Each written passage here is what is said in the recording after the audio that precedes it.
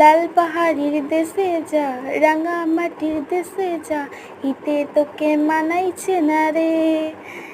সবার আগে আমরা যেটা বুঝি লাল পাহাড়ি মানে বাঁকুড়া।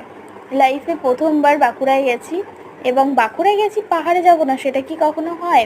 এটা হলো লাল পাহাড়ি, যার জন্য নাম লাল পাহাড়। এটা সেই ছিল লাল পাহাড় দুর্গা মন্দির। এখানে চলে যাই আমি আর আমার যত টিম মেম্বার ছিলাম সবাই মিলে। এটা হলো সেই লাল পাহাড়ির গুহা। এখানে সবাই মিলে ছবি তুলে নিয়েছিলাম। আর এটা হলো টেম্পল। টেম্পলটাও খুব সুন্দর ছিল।